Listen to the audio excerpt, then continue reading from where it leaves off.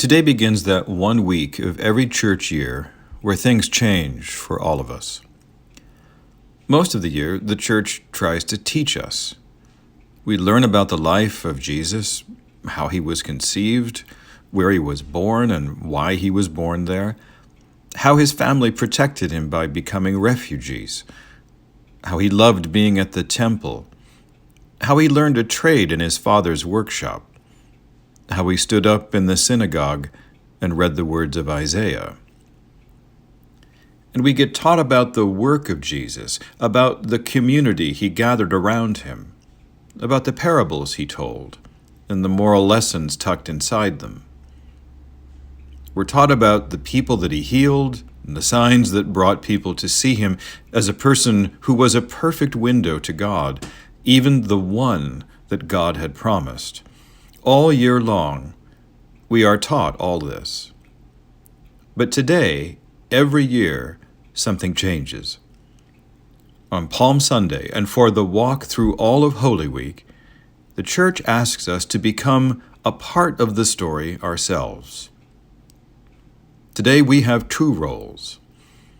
We are the excited crowd hailing Jesus with our hosannas, waving our branches and laying them on the road to soften the way for that donkey.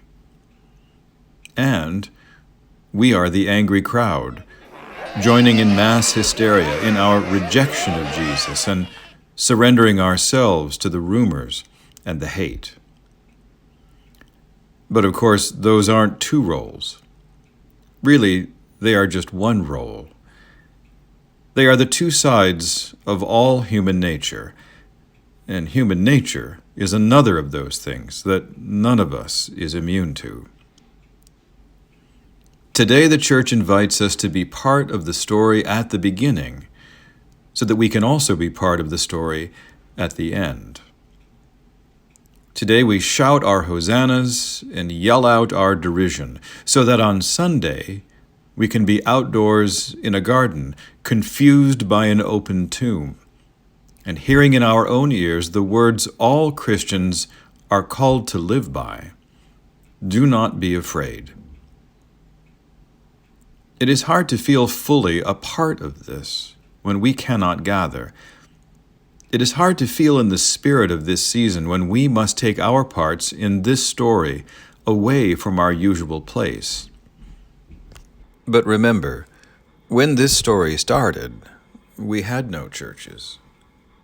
When this story started, we had no buildings.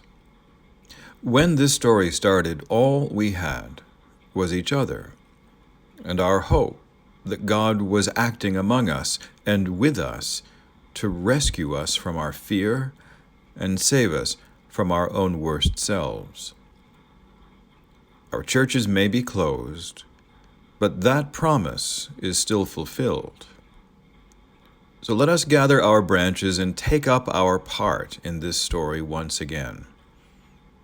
Even if we cannot enter the church, let us enter with our whole hearts into what for us is not just a story, but our salvation, not just a fable, but our freedom.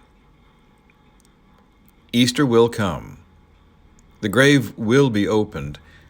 And remember, when that happened, the disciples were not in church. They were locked away, filled with fear, in a room.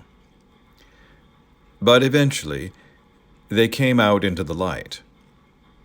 And when they did, they changed the world.